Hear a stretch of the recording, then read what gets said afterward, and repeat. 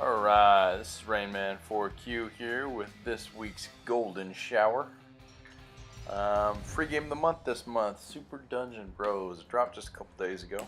I went ahead and downloaded it. One thing you'll find, very long loading screens. Just give you a little taste here. This one's actually about 30 seconds longer, but I cut that out for you. So going into the tutorial here, what you're going to see, it's going to run you through the buttons a little bit. Pretty simple game. These candles, I destroy some. They don't do anything for you. I don't really know why they're in the game, other than just to give you something to hit if you're mad, I guess. So you can jump with A, as you already saw, and then LT you can roll. If you roll too much though, dodging, you'll get dizzy, so it'll slow you down. So not good to roll too much, especially if you're in some big swarms of enemies, because you'll get dizzy and slow down, and then it's easier for them to kill you. Hitting crates and boxes that'll open up coins. Per coin you typically get about 3 gold, and then every once in a while you'll have health packs in the form of like beer mugs. Give you a decent amount of health. Going through the tutorial here. Decent game. It is 4-player split screen, or you can play online. The only downside to online is you have to have a group of 4. So say you just want to play with one of your buddies, you're going to end up with 2 random players rather than just you and your buddy. So activating items like you just saw, that'll go for opening chests and doing the switches with B. There's one of the beer mugs for health that I told you about. Another big chest right here, activate it with B. They give you quite a few coins and typically some health drinks in there. Now this little blue orb you see over here, depending on the color of your character, you can pick up the same color orbs. And if you get one of those, it'll give you, a damage boost or a health boost or something along those lines for when you're in the depths of the dungeon that you're going through. So you can use LB to pick up items, and then you can aim with R, your right stick, in order to throw them. It does quite a bit of damage. If you have different weapons, there are bows, so aiming becomes a lot easier if you use your right stick. Why is your ultimate? You just saw my ultimate there. He does a spin attack, and on that spin attack you'll actually pick up your allies and throw them around as well. So here's the Bro Shack back in the main menu. This is where you can view all of the weapons that you have, and then your shards here in the bottom left. Once you collect different shards from the dungeons, then you can unlock new items. As you saw, just real brief, you can buy shards, but you do get quite a few from the dungeons, so I don't see why there'd be a need to buy them. Going into local game mode here, they have daily challenges and weekly challenges, or you can just go ahead and play by yourself. Or split screen. This would be a great game for if you have kids, or if you're just hanging out with some buddies and you want to, hack and slash game to play. Personally, I think it's a nice mix between something like Castle Crashers, if you ever played that, and Nintendo 64 Gauntlet Legends.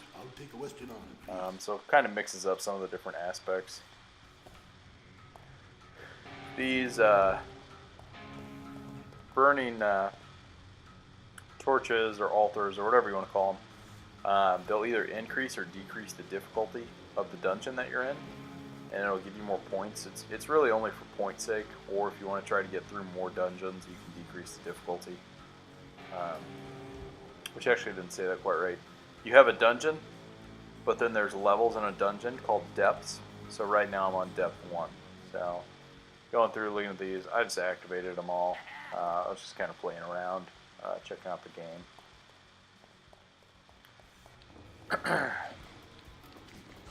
So I went with the bow. Now basic attacks are pretty fast, but you only have about 12 shots and it doesn't do that much damage. So as you're going to see here pretty soon, I'm going to get into some trouble because you just can't defend yourself. That was the heavy attack. It basically fires your whole clip. So I'm shooting around, kind of playing with it. Now on the bottom right, you're going to see your threat meter. The longer you take to get through a depth, the more threats are going to activate. So the first level of threat just activated. So here's quite a few guys. As you can see, I can't do near enough damage with the bow, even with a heavy attack. So now I'm reloading, and you're dead. So if you're going to use a bow, you're definitely going to need some teammates for close quarters, and then you can just sit back and spray.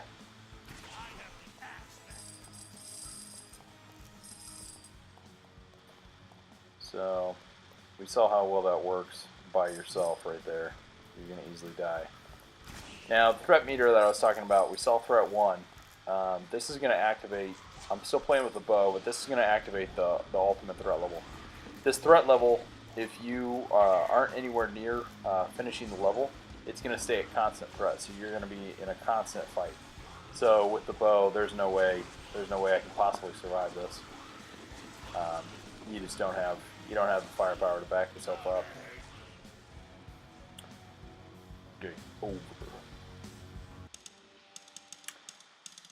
Typically, you'll see this menu at the end of every depth in a dungeon. Give you your score, show you how many shards you got. So load it up again. You can see now I'm playing with the sword.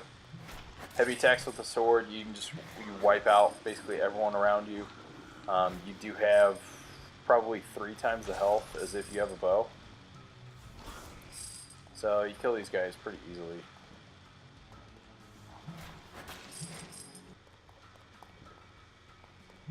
Now here's the end of the level. So this is end of depth 1. So here comes up the loading screen again. Gives me my points. You get more points if you increase your difficulty, or less points if you decrease it. And then every depth you complete, you have upgrades that you can do. Your upgrades only count for that dungeon.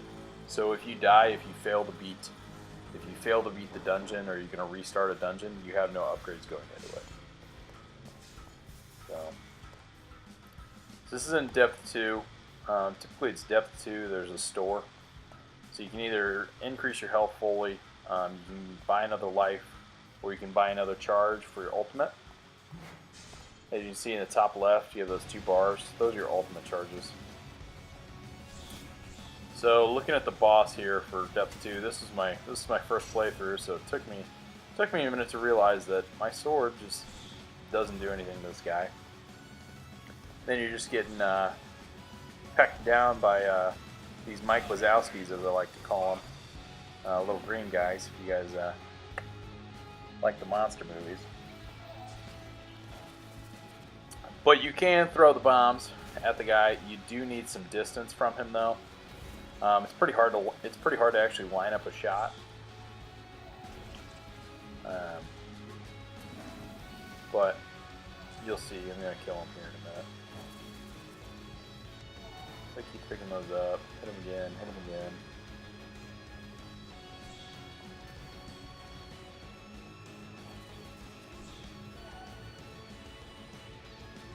He's about dead.